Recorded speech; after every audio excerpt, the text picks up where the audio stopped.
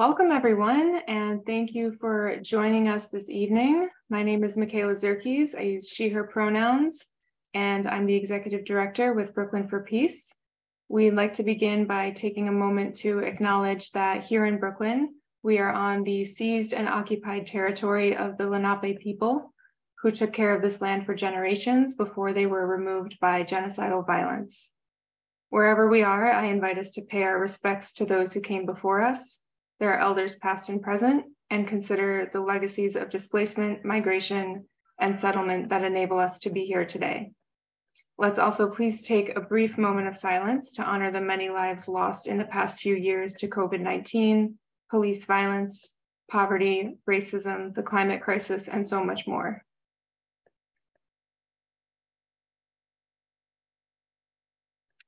Thank you.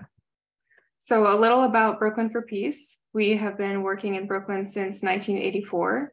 Our core mission is the prevention of war and the social, racial, environmental, and economic injustices which lead to war.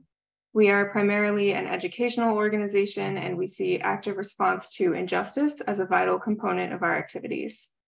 If you're not already a member of Brooklyn for Peace, please go to our website, brooklynpeace.org, and join us. A basic membership is $35 annually, or whatever you can afford.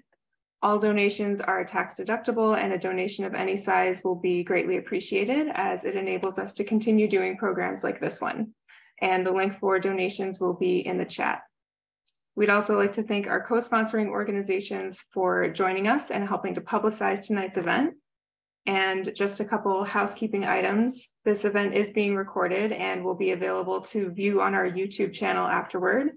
And I'd like to ask that folks keep your microphones on mute during the program, and please type any questions and comments you have into the chat, and then we'll take those questions after our speakers have finished their initial remarks. So I'm very excited to introduce our speakers for this evening's event to discuss the impact of current US policy toward Palestine and Israel, and how grassroots organizers can effectively advocate for policies that promote peace, justice, and human rights. And in particular, what opportunities do we have and what challenges do we face in this new Congress and within our current political landscape in the US, as well as what's happening on the ground in Palestine. Sandra Tamari is a Palestinian organizer and the executive director of Adala Justice Project. She is a co-founder of the St. Louis Palestine Solidarity Committee and was co-chair of the steering committee for the US Campaign for Palestinian Rights from 2015 to 2018. Based in St. Louis, the murder of Mike Brown in Ferguson in August 2014 greatly impacted Sandra's work. And since then, she has focused on building joint liberation efforts between Palestinians and Black communities. She was a lead organizer of the Palestinian contingent to Ferguson in October 2014. Beth Miller is the political director at Jewish Voice for Peace Action, where she spearheads the group's congressional advocacy and political work. She joined JVP staff after being a longtime member leader in the JVP New York City chapter. Beth formerly worked as the US Advocacy Officer for Defense for Children International Palestine, where she was a co-leader of the National No Way to Treat a Child campaign. She has a master's degree in human rights law from SOAS University of London. And so I will now hand it off to Sandra to take it away. Thanks, Michaela, and hi, everybody. Good evening. Hope you've had a good day, and I'm really happy to be here with you and happy to be on this panel with my dear friend and comrade, Beth Miller. I kind of want to ground us into thinking about how grassroots organizing in Palestine has transformed over the last, say, 10 years or so. The last 10 years have really been marked by a reemergence of transnational solidarity. Back in the 60s, of course, the Palestine struggle was grounded in an anti-colonial struggle. Our leadership, the Palestinian leadership, was very much grounded in looking to other groups around the globe that were struggling against colonial powers.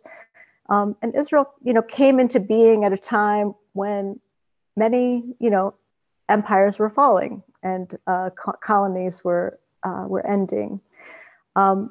But today we're seeing a reemergence of transnational solidarity. And it's really marked by, you know, a reemergence of Black power, a reemergence of the Black Lives Matter movement. And really, as you know, Michaela read in my bio, the moment Ferguson uprisings really were a moment of transformation in the movement.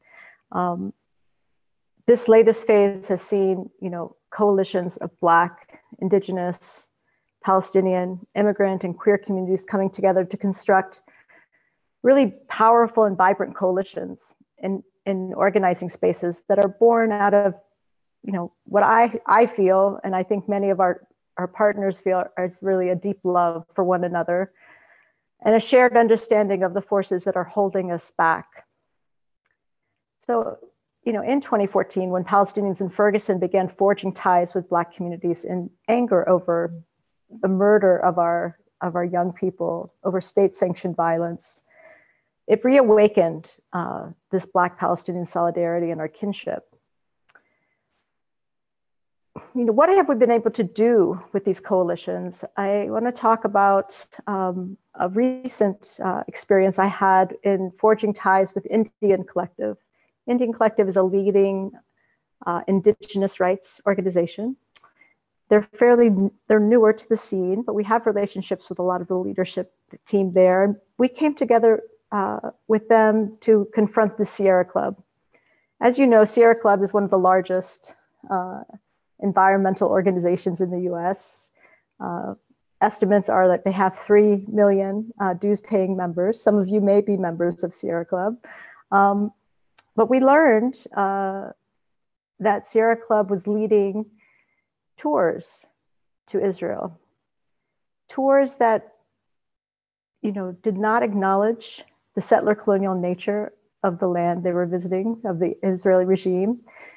Tours that were visiting sites in the West Bank and in the Golan Heights that referred to all of these areas as parts of Israel, and did not even acknowledge, did not even mention the existence of Palestinians.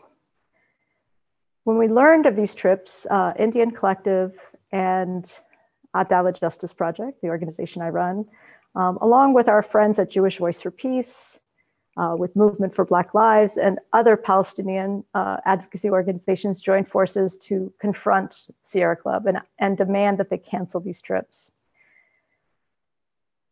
We had an initial victory in that the Sierra Club did cancel the trips for 36 hours and then put them back on. As we continue to confront Sierra Club, we're so angry that they want to continue these trips. They have a trip planned for March of 2023. They've managed to make these trips even worse than they were before.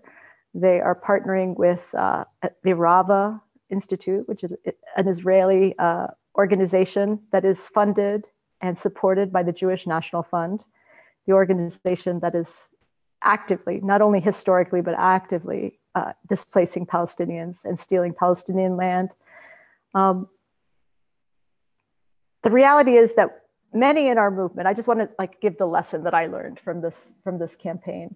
The lesson that I learned from this campaign is that while many of us, were introduced to the Sierra Club and were introduced to their harm through Palestine, I and many in our movement did not understand the long history of racism that the Sierra Club brought to the table.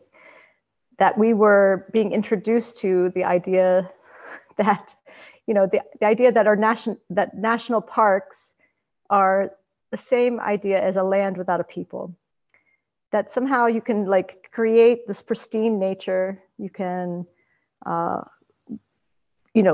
say that this land is untouchable, but you're denying the existence of the indigenous people that belong to that land.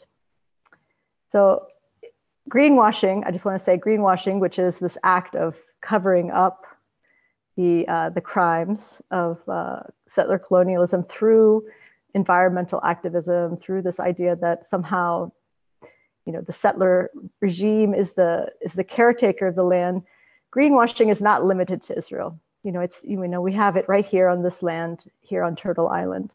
And so we had to take a step back and we had to say, how are we going to ethically go forward with canceling these trips?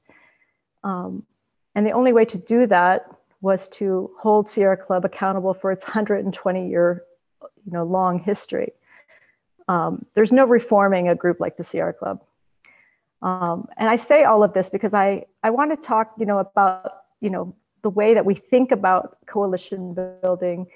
It's not just a quick pronunciation of our solidarity. It's not a quick pronunciation of the parallels, that we have to dig deeper, and that that's what I think our movement is doing. And I say all of this because I want us all to be doing better, right, in our analysis of what's at stake. And I don't say this to be harsh. I really say this very humbly because I've made these mistakes. And I think that we need to be centering the demands of Indigenous communities here on this land when we talk about Palestine, because we all contribute, right? We contribute not only as taxpayers, not only as people who, are part of this, terrible US empire, this terrible US military machine, but also simply by being here. If we're not Indigenous to this land, we contribute to the settler colony. And I want us to understand that we don't want to, the same way we don't want Palestine to be the exception to the rule, we don't want to exceptionalize Israel. Israel is not an exception. Israel is very much a part of the world order, unfortunately, very much a part of the legacy of the US or the continuing settler colonial enterprise of the US, of Canada, of Australia, and so many other places. And so just to think about how we can dig deeper. So I think that, we have a petition you can sign to really push forward, the idea that the Sierra Club must cancel these trips, that really ties all these ideas together. And so I hope that, in the chat, you'll be able to get a hold of that petition, or afterwards that you can sign it. And I'm happy to take questions about that. And I want to mention just another campaign where we worked on, where we brought the power of these, cross-movement coalitions. As many of you know, Ben & Jerry's is a company that has taken a very bold step of pulling out of doing business in the Israeli settlements. We're thrilled. This is such an important BDS win because it sets an example for what a company can do with its name. Ben & Jerry's has always been a leader in using its brand to promote human rights and to promote social justice. And so when Ben & Jerry's finally pulled out, we all were like, wow, this opens a door. This opens a huge door for holding Israel accountable and for showing that a company can still thrive, right, while taking a really important stance. How did we get to this moment? Why did Ben & Jerry's pull out? There was a long history of over 10 years of work in Vermont with Palestine solidarity activists pushing the company. But the breaking point happened when Ben & Jerry's really wanted to support the movement for Black Lives in their work to defund the police. They said, they came to Movement for Black Lives and says, we want to fund this, we want to help you, we want to amplify your work. And Movement for Black Lives said, that's interesting. Our Palestinian partners are, not exactly happy with you. So we're not ready to do that. So let's have a conversation about what the terms of that partnership could look like. So Movement for Black Lives made it very clear that no partnership was going to be, on the table unless the demands of the Palestinian people were met, which was a complete withdrawal of their business in Israel. They pulled out. The partnership went forward. Ben & Jerry's is doing the right thing on defunding police, and they did pull out of the Israeli settlements. What we have today is the parent company, Unilever, trying to, do backdoor deals to continue to market, the Ben and Jerry's brand in Israel. But technically, Ben and Jerry's and Unilever are out of Israel. There's no business that's happening here. There is a lawsuit that's happening where Unilever has now sold the license to an Israeli manufacturer, Israeli licensee. But Ben and Jerry's is in court to challenge that decision. I feel strongly that we've won this battle, regardless of the outcome of this case. But all to say that this shows the power of bringing our partners to the table. The Movement for Black Lives and Indian Collective have name recognition, have more power than the Palestine movement. We are very happy to bring that power to the table, but we also are very conscious of we don't do this because it's only about Palestine. We do this because we believe it's truly part of our mission, that Palestine is not going to be liberated in isolation, that we have to be centering our Black and Indigenous partners when we talk about Palestine, and that this is how we win. I really feel strongly these are the ways that we win. And I hope that in your communities and in your organizing, you can be thinking about how to message on Palestine, how to be advocates for Palestine in a way that lifts up all of these issues. And I know that it's not always easy, but there are times when some issues will take the forefront. And I think that it's always our job to try to find the hypocrisies, right? To find the ways that politicians, that corporations, that individuals in power are not meeting the mark. Meeting the mark meaning, being consistent in their principles and being consistent in how they apply those principles across issues. I think the last thing I'll say is that the issue on the ground in Palestine, things are terrible. And I just hope that we can amp up and be bolder and stronger and develop these campaigns that are really going to try to turn the tides. I don't know that we're at a place, Beth will speak to this now, we're at a place where we can end US funding. We aren't even at a place where we can condition US funding to Israel. But I do believe we've turned the tide in the narrative, at least on the left. And I'm hoping we can move that narrative closer to the center, closer to the mainstream, and then have impact with strong organizing and strong coalition building to change policy. And I'll leave it at that, and I look forward to your questions.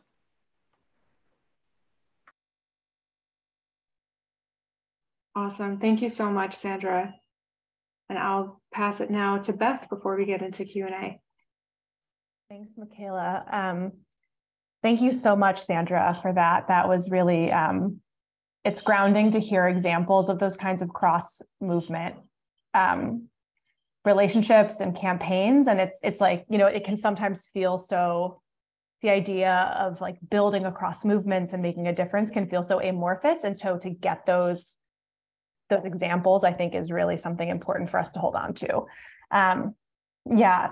And so thank you, Michaela, for inviting me. I'm thrilled to be able to speak with you all tonight and to get to speak alongside a dear partner, Sandra.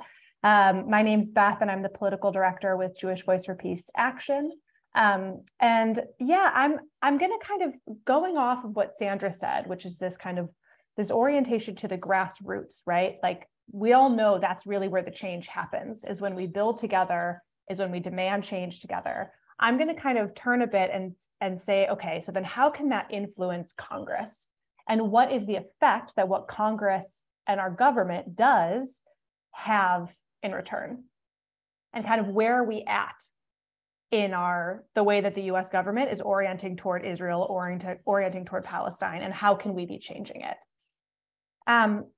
So, the first thing that I think it can be useful for us to consider is just to really reckon with the impact that our current US policies toward Palestine and toward the Israeli government have.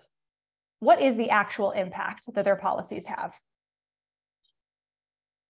The impact of our US policies is massive, and it is quite terrifying, actually. The people who are most directly impacted by US policy toward Israel, toward Palestine, are Palestinians. And the impact that our policies have is that the Israeli government can more efficiently and with greater impunity kill and oppress Palestinians. That's the impact of US policy in the region, in the area. The US government has traditionally, for years and years and years, and continues to now,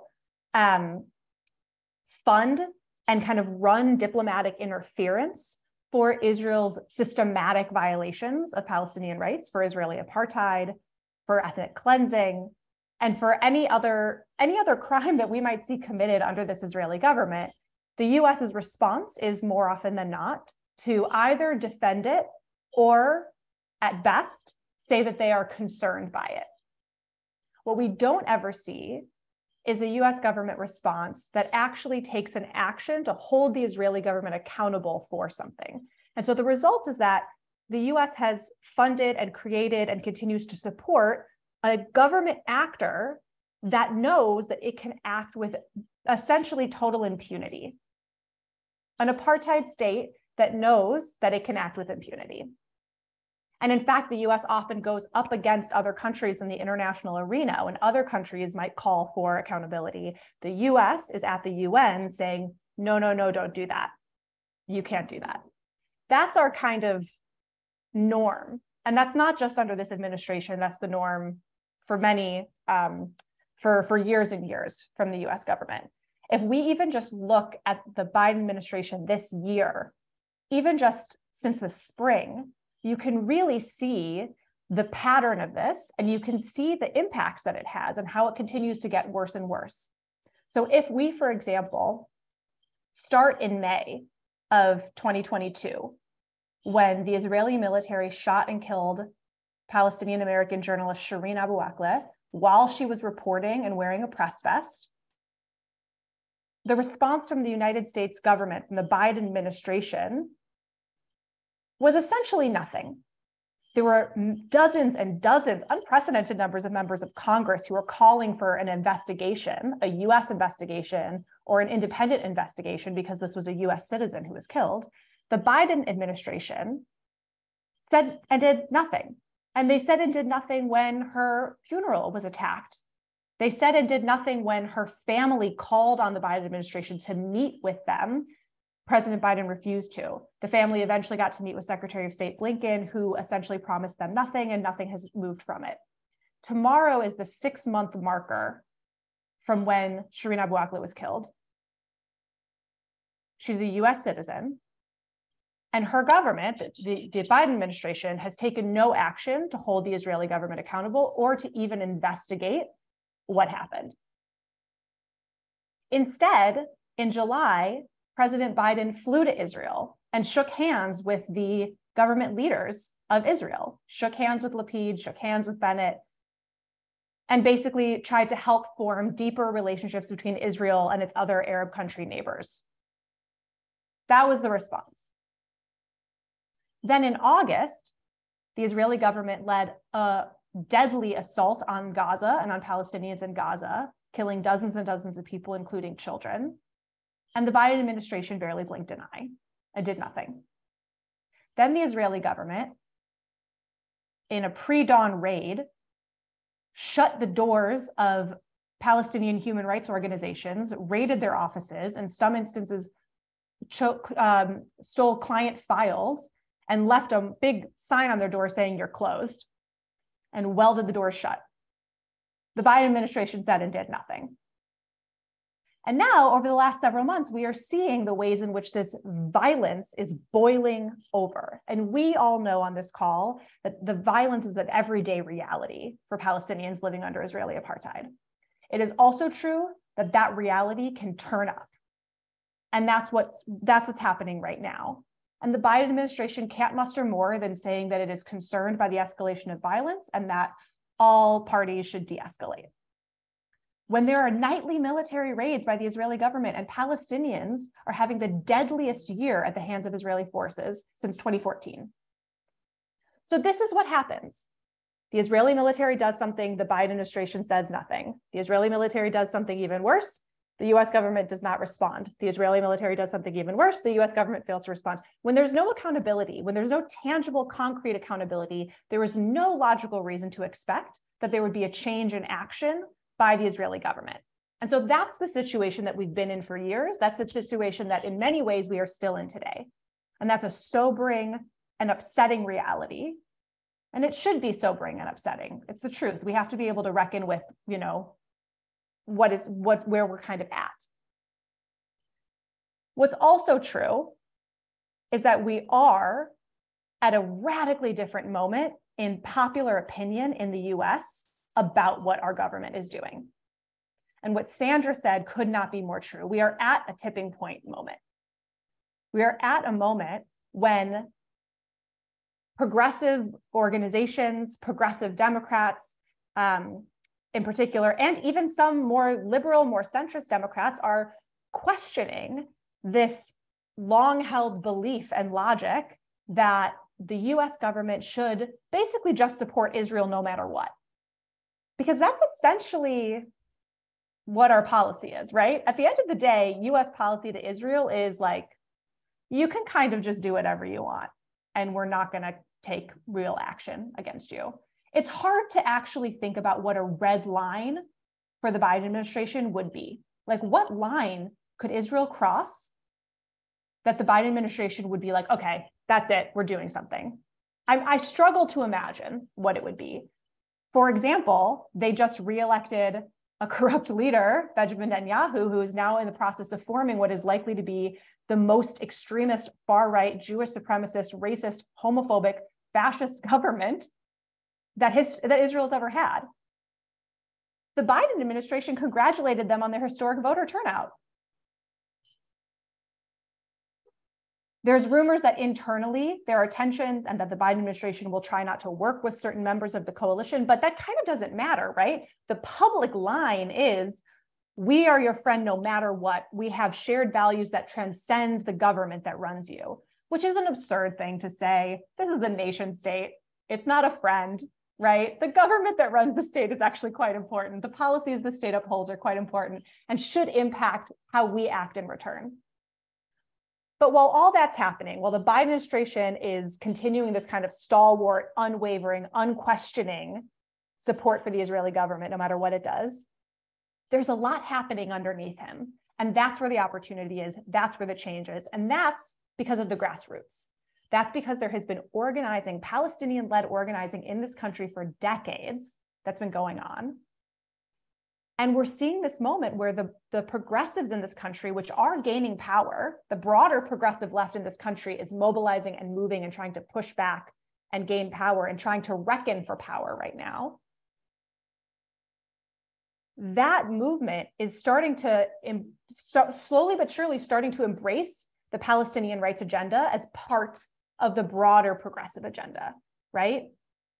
You're fighting for Medicare and better funding for education in schools. You're fighting to relieve student debt. You're fighting to defund the police. You're fighting for human rights for all people, no exceptions. That includes Palestine, right? This idea that if you have progressive values, you have to apply them equally. There cannot be exceptions. This idea that progressive except for Palestine is not really a thing.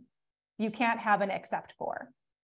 That is growing, and poll after poll after poll is showing that, especially among Democratic voters, there is an increasing desire to see the US government take harsher, stronger actions to hold the Israeli government accountable, including conditioning funding, including sanctions, and supporting other tactics that are similar to that to hold the Israeli government accountable.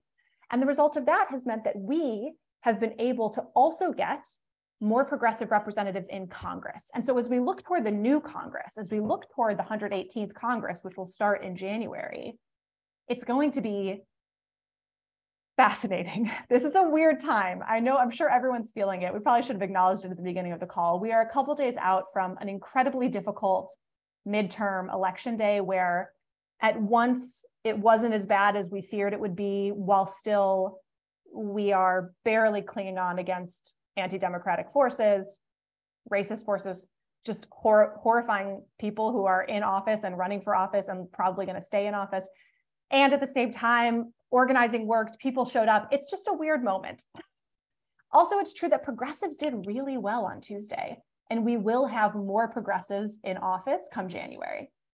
And so for us, that's a really good thing, because for us, the narrative is, and the truth is, that if you are a progressive, that must include supporting Palestinian human rights, just as it should include supporting human rights for anyone else, anywhere around the globe.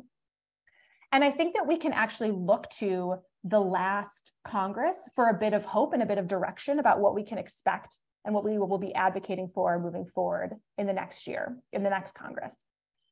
So, you know, just to say, I do want to say that, you know, I just kind of spent the first part of my talk bumming everyone out with how bad the Biden administration has been.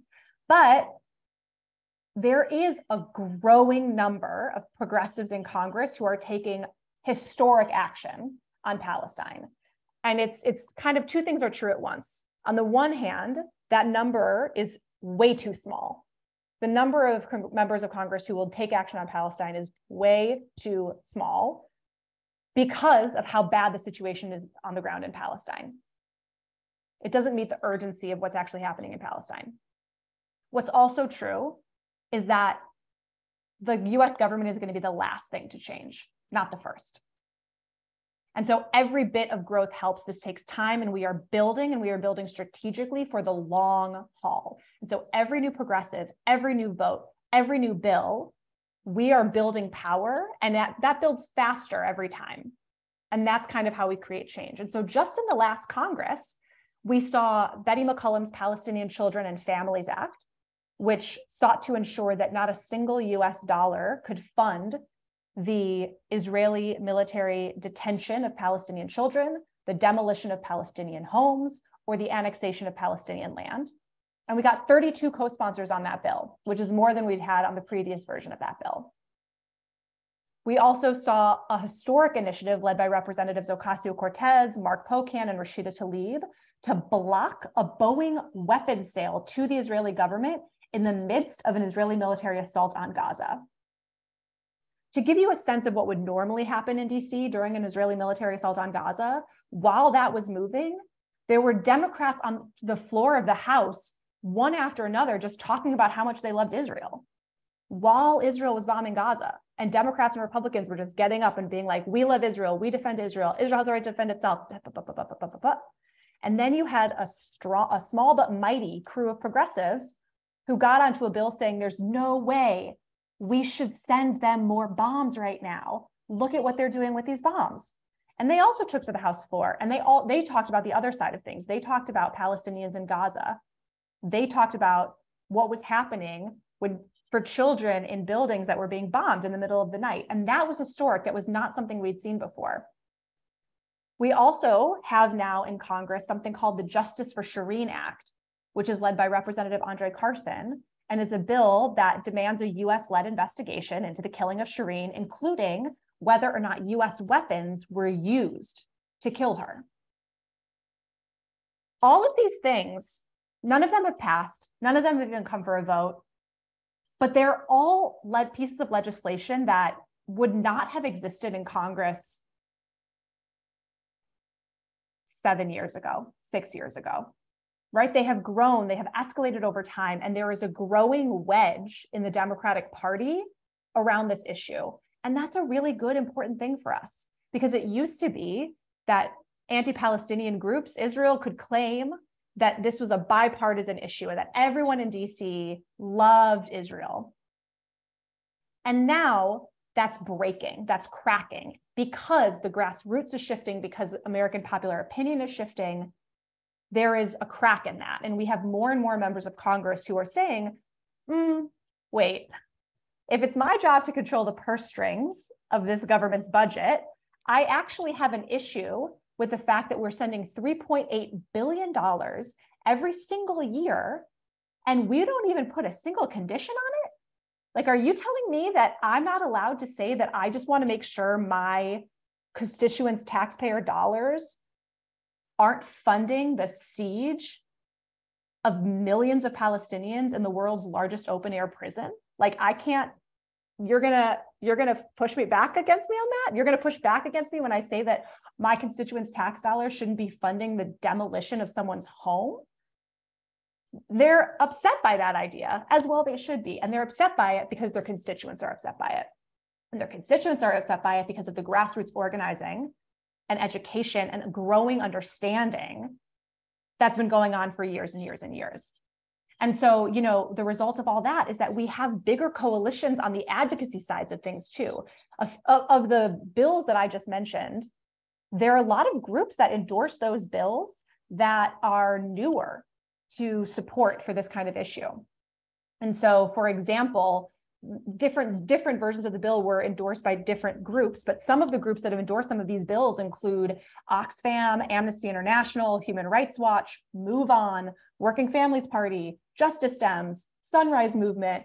Obviously, the Movement for Black Lives and Indian Collective, which Sandra already mentioned, are really in the struggle with the Palestinian rights movement. But that kind of thing, right? When we can go to a lawmaker and say, hey, this bill is endorsed by 140 civil society organizations, some of which don't even work on Palestine, but want you to do this, that is power we didn't have a few years ago. And it's power we definitely didn't have a few years before that. And that's how we kind of keep growing and keep pushing. And I think that the truth is, I'll wrap by kind of saying, we very literally don't know what the next Congress is going to look like, right? We still don't know who's going to control Congress even. So this talk is perhaps even premature. We don't know who's going to be in control of the next Congress, but whoever's in control, there are going to be some new challenges for us. One of them is that Israel actually played an incredibly big role in this election cycle. And unfortunately, it didn't play a big role in the way it should have. It didn't play a big role because Israel was treating Palestinians with escalated violence and horrifying force, and so we were talking about it. It played a bigger role because anti-Palestinian groups like AIPAC were spending millions and millions and millions of dollars to try to keep progressives out of office. That kind of thing is both a threat and it's an opportunity for organizers, right? It's a threat because that has a real chilling effect, right? A candidate sees that and they're like, I don't want to talk about Palestine if AIPAC's going to drop $4 million against me.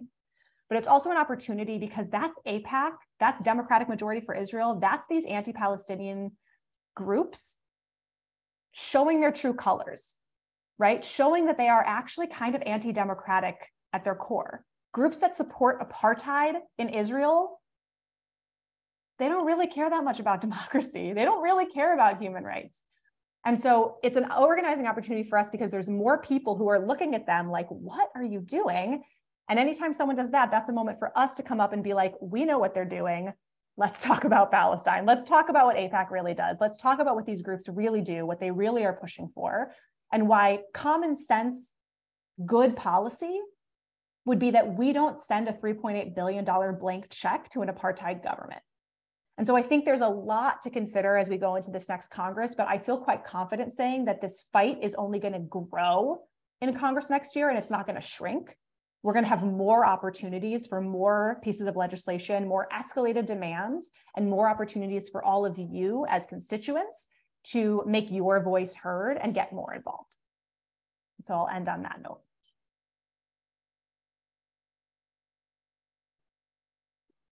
Awesome. Thank you so much to both of you for really illustrating where the movement for Palestinian rights is at in the US at the grassroots and in Congress. Very super informative. And so now I'm going to pass it to one of our Brooklyn for Peace members, Nina, to facilitate some Q&A. And folks, if you have a question that you're thinking about and you haven't put it in the chat yet, now would be a great time to do that. Here is the first question statement. As somebody new to organizing and new to the Palestinian cause in New York City, do you have any pointers for any Palestine organizations I can join in this city?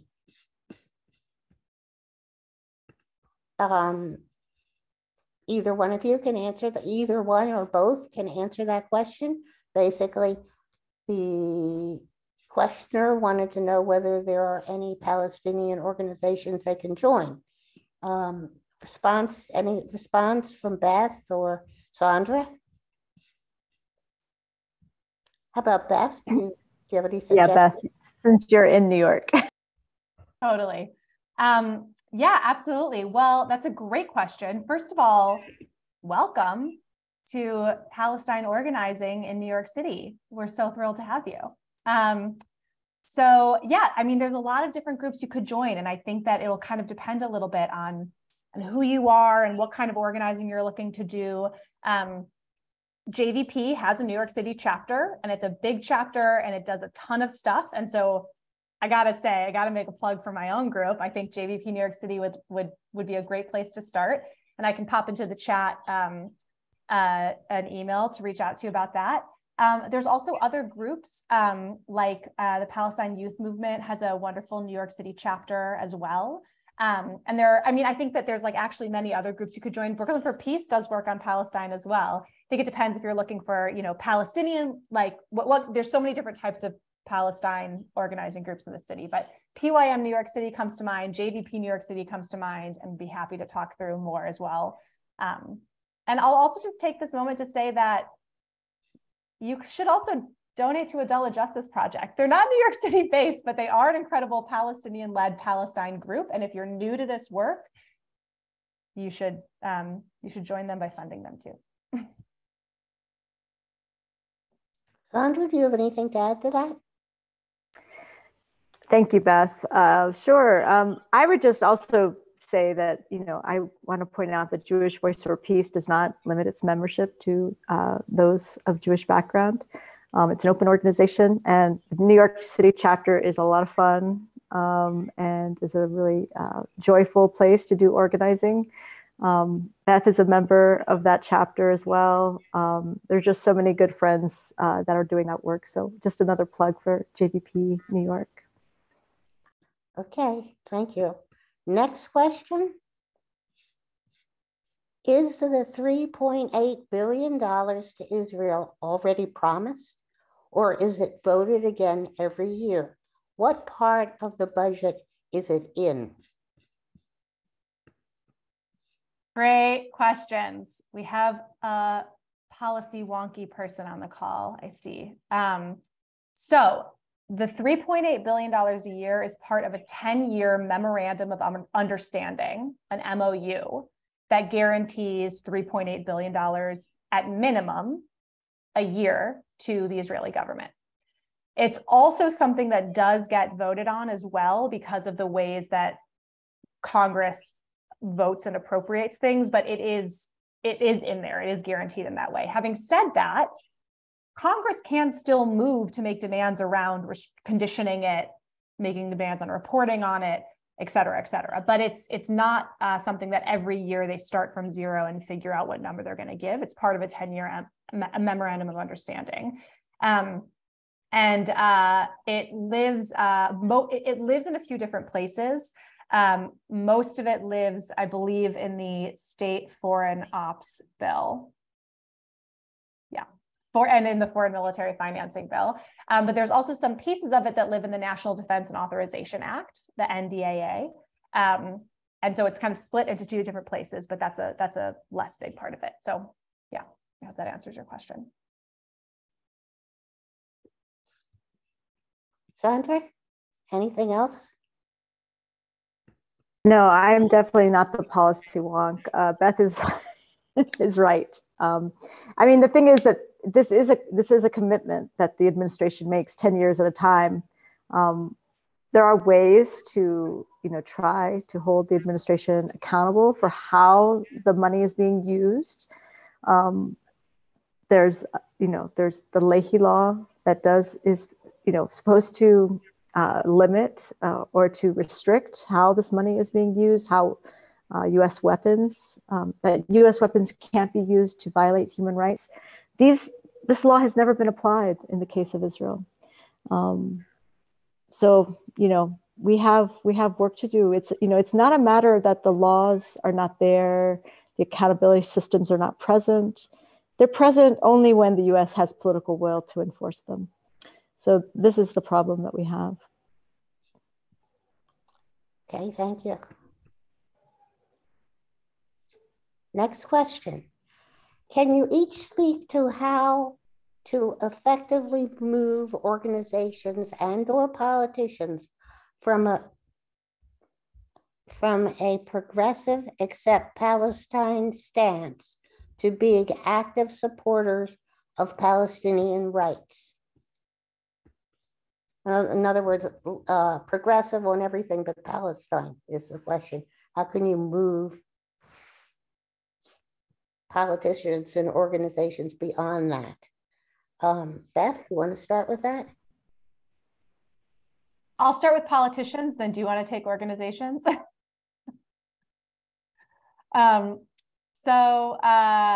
Yeah, because I mean, I think that it's a different answer for those two pieces, right? I would give you a very different answer if you're talking about going to a group that you're a part of and you're a member of and you want it to be better on Palestine. That's an entirely different organizing game than trying to get your member of Congress to stop excluding Palestinian rights from the things that they care about. For politicians, this is going to be an annoying answer. It also depends. Everything depends. The first thing to do is look at the context that your politician is operating in. So I think that my pro tips for trying to advocate for someone who is progressive except for Palestine and is a member of Congress would be don't treat it with a big broad brush. It's not like not every single member of Congress is moved by the same things. Some members of Congress are genuinely moved by values-driven arguments and can have their minds changed on things. And if you can get grass tops people in their district to talk with them, and you can also pair that with showing that there's broad support for an issue, you can educate and move them. And there is also a reality, which is that more often than not, the way you get a politician to move and shift and change is by changing the environment around them, changing everything around them so that they have to readjust what their political calculus is. So there are some people who are progressive except for Palestine in an ideological way, and they just genuinely believe what they believe, and they may not move on this issue, or they may. But there are other people, and this is most people in Congress, who are progressive except for Palestine because they believe it is politically convenient for them to be progressive except for Palestine. They believe that that is what will get them elected, and that is what will keep them in office. And so it's our job as organizers to not just go to them and talk to them over and over again about the issues. It's our job to make it so that when they look around the next election cycle, they see that actually they're more likely to win if they have a better stance on Palestine than they did before. And so what that means is organizing the people around you, right? Having an organization, a group that you are organizing with that is coming to them with partner organizations, with coalition groups, with community leaders, with unexpected allies that they maybe didn't think were on your side, but are. And depending on who they are, you could do more escalated tactics too, like op-eds in the local paper that are calling them out for hypocrisy and lack of, consistency in how they treat different issues, or, petitions or protests at their office, depending on how bad they are, there's many different tactics you could use. But I think the most important thing anyone can do is take a beat and kind of assess okay, who is the organizing target here and what moves them? Do they care what any particular community thinks more than another community? If so, we should go talk to that community and see if they're with us. And if so, let's go together to talk to them again, right? But a good tip, I think, is generally to say that it's not with every politician, the rule is you just email them constantly or call them constantly or protest them constantly. There are different political calculuses that any given politician is making, and it's our job as organizers to get really good at understanding them and researching that, and then changing the environment around them so that they now feel like they need to do what we want them to do. That's my not so short answer. That was a brilliant answer, Beth. I mean, I think, I do think that these same tactics apply for organizations. Say you're a member of an organization that is taking a terrible stance on Palestine.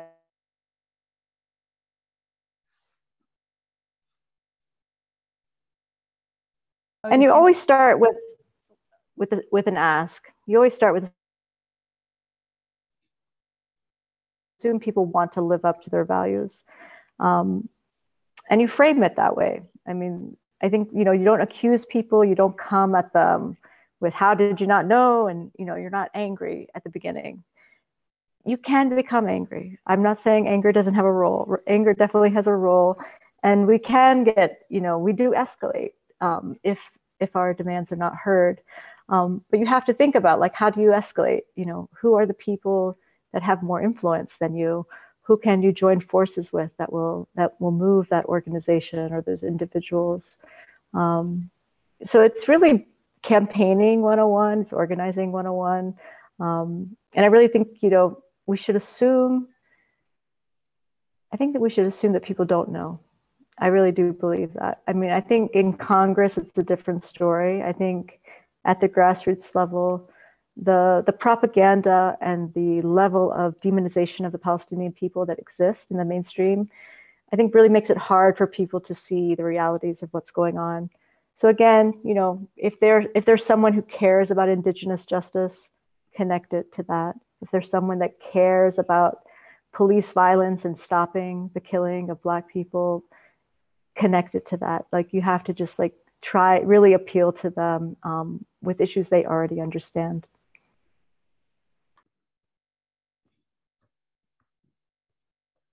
Okay, next question. Can you each speak? Okay, the next one is, how is the new administration in Israel are going to affect the Arab, how is the new administration in Israel going to affect the Arab population? Well, so these elections that happened in Israel last week, weren't a big surprise to Palestinians. I don't think it was a surprise to many Israelis either. I mean, this country has been shifting right for a long time, but that rightward swing really applies to their policies on lots of domestic issues, especially on the rights of gay and queer folks in the country. On the issue of Palestinians, the policy has always been no Palestinian is a good Palestinian. The goal of the state from the very beginning, whether it was a left-leaning coalition, a right-leaning coalition, a fascist coalition I would call this coalition a fascist coalition, has always been the elimination of the Palestinian people, to make way for more Jewish people, for a Jewish majority to exist on a land that does not belong to them. You don't have a Jewish majority in the state of Israel unless you maintain a siege on Gaza. Gaza is 80% refugees. These are people that come from towns and villages that are just beyond the border barrier. They can go to the roofs of their homes and see their ancestral homes, see the homes of their grandparents. The reason that siege exists is to maintain this demographic majority that Israel insists on, right? Make sure that Jews are the majority. So, what is, the danger now is that we have an openly fascist government. What comes next really is, the possibility of, removal of not only, Palestinians that are in the West Bank, but potentially, what they've advocated for is even the removal of Palestinians living in the area seized by Israel in 1948. So Palestinians in the Galilee, Palestinians in Haifa, Palestinians in Akka, all of us, are still seen as demographic threats and as targets of the state, whether they're citizens or not. whether they're under military occupation, under military siege, or citizens of the state. So I think we're going to be seeing more attacks on Palestinians that are citizens of the state, those that live in 1948 areas. And we're going to see escalated violence by settlers in the West Bank, because this Ben-Gvir and his party, that are now the third largest party in the Knesset, the ministry that Ben-Gvir wants is the police, the military police. And this will embolden not only the military in the West Bank, but it will embolden and give further impunity to settlers who are attacking Palestinians daily. So it is a very scary time.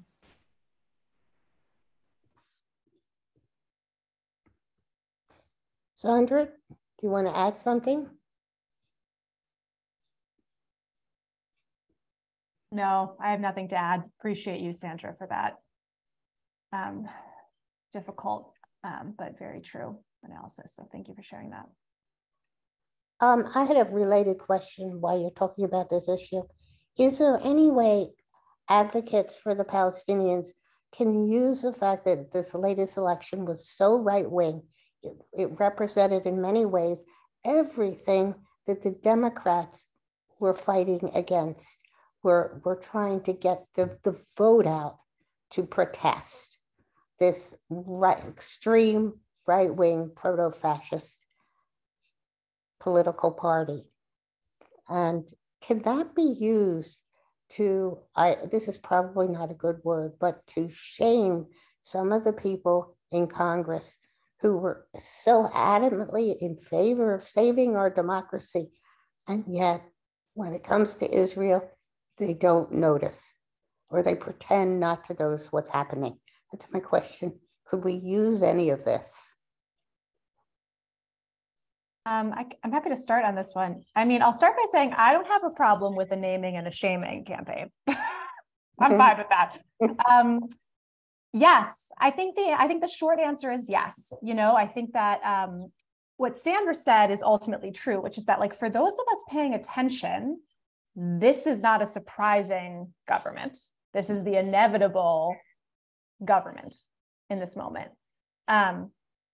But we're organizers, and our job isn't to be like, we knew this was always going to happen. Why didn't you know? Like, our job is to be like, okay, you're upset now too. Great. Let's talk about it. Right? Like, that's what we all do. That's what Sandra does every day. That's what I'm doing. That's what you're all doing, is like taking these moments to like bring people in through these organizing opportunities.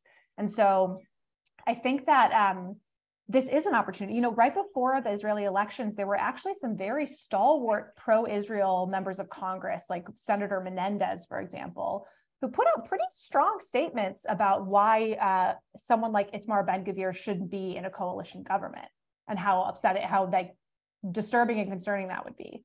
I don't think he's said anything since the election results, unless I've missed it. So now his bluff has been called a little bit, and it's like, what's going to happen now that this person is in here? But I think it's a really good moment for us to say, like, okay, this is extreme. Like, this is a moment when something is being exposed about Israel. And so we can more people will be willing to look at that under this government than they were before this government. And so I think that is an organizing opportunity for us. And it's an opportunity for us to say, like, do you really want to be dealing with these people? I'll just say one other note, which is that I think it's also a fascinating moment for us to think about the phrase that gets used over and over and over again by the Israeli government, by the US government, by, you know, anti-Palestinian groups. And that's that Israel and the US have shared values. That's the word, right? We have shared values. And in a moment like this, you just gotta wonder what the values are. Like, they're not being named, but like, what are they? Because it doesn't seem like they're good values right now. So do we actually have shared values with this country that just elected and is building this coalition that is an apartheid state? Maybe we do. That might be a harsh reality we need to look at, but I think it's our job to say, like, we don't want to. We need to be better. and this is unacceptable, and they should not be our ally, and we need to break this and like sever this, because we don't actually have shared values. We should be different. We should be operating in a different way. So I do think it's an organizing opportunity. Sandra, do you want to add anything?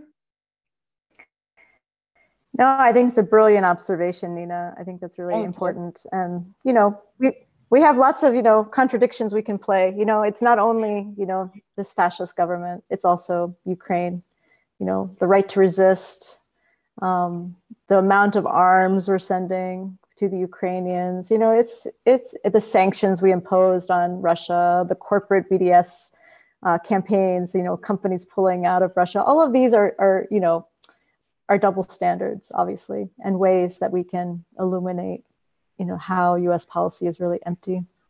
And yeah, just supporting, you know, failed policies here and everywhere. Okay, thank you for answering that. Do you know in 1 week there is a UN conference on a weapons of mass destruction free zone in the Middle East? Do you participate? I did not know that. I'm not familiar with that conference. It sounds really interesting. We don't often do a ton of work that's UN facing. As a US-based group that's organizing American Jews to shift US policy, we don't actually do a lot facing the UN. And so we do engage in different ways and support different things, but it's not the main area, or it's not the main arena we're organizing in. But thank you for sharing that.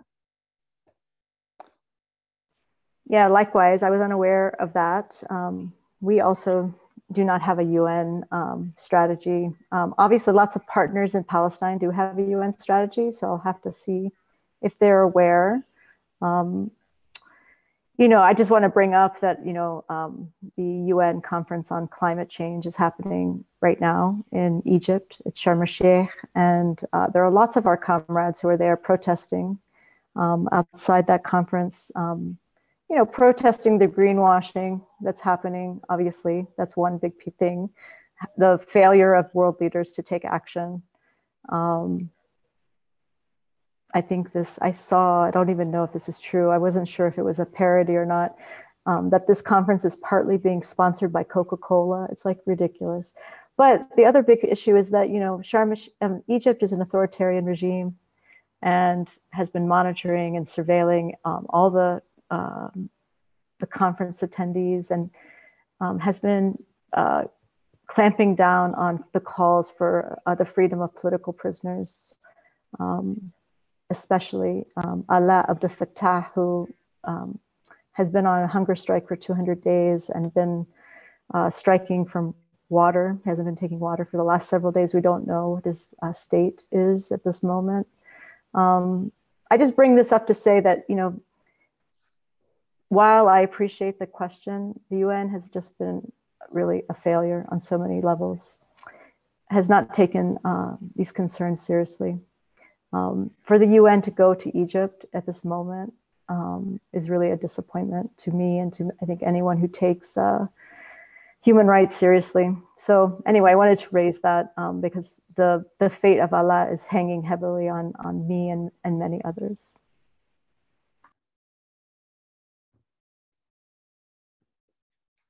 And here it seems to be the last question. Can you bring us up to date on anti-BDS legislation, either in New York State legislature or Congress? So that's the question, anti-BDS legislation. Yes. Sandra, should I kick this one off? So in New York State, I believe that where things stand is that, so what's enacted, most anti-BDS bills that have been introduced in New York State have been defeated and haven't moved anywhere. And there have been many introduced. The thing that we do have enacted is that in 2015, I believe it was 2015, forgive me if that year is wrong, Cuomo enacted an executive order that was an anti-BDS executive order that, among other things, sought to create a blacklist of companies that were engaging in BDS and try to limit in other ways engagement in BDS in the state. The best resource for someone who's looking for information on state legislation on this is Palestine Legal. I would strongly urge you to go check out their website. They have a great legislation tracker state by state where you can check those things out. So it gives you more details depending on how much detail you want on that. As far as I know, the Cuomo executive order has never been really used. I'm not aware of cases where it's been brought into play. The big one, though, where that's now changing is around Unilever in New York State. And so there's been punishments against Unilever in New York. And that was under Hochul, actually, not Cuomo. So again, not specific to just one politician, sadly. And so there is a lot of anti-BDS kind of fallout happening here as well. At the federal level, oh, and I'll also add that in 2016, I think the New York City Council passed a non-binding anti-BDS resolution, which is, again, non-binding, but quite upsetting. At the federal level right now, so at any given moment, someone is trying to push an anti-BDS piece of legislation on Capitol Hill. If it's a day that ends in Y, it's probably happening. It's just that 99% of the time, they don't actually have any traction and they're more of a symbolic push. It's something like some politician who's trying to make a point about how much they love Israel, or it's often Republicans who will throw anti-BDS language onto a Democratic bill with the goal of trying to kill it, right? So it's become, what that speaks to is the fact that this has become a political football, right? This is something that just gets tossed around. This is something that impacts people's lives quite directly, to be clear, right? BDS is a call from Palestinians to civil society because there is an urgent need for international solidarity and economic pressure on the state of Israel to stop Israeli apartheid and stop oppressing Palestinians. And in the US, it's treated like a political football where it gets thrown onto a bill because it'll mess with the Dems' plans and it might kill it or it might not, or it's a symbol to show how much they love Israel, et cetera, et cetera. So right now, there's no anti-BDS. Having said all that, right now, there are not anti-BDS bills in Congress that have a lot of steam that are likely to pass. And a big part of that is that since the ACLU and other civil liberties organizations have taken a clear stand on them being bad for free speech and unconstitutional, many Democrats won't actually support them anymore if they're binding. And so that's kind of put a kibosh on it while Dems have been in charge. So we'll see what happens next Congress.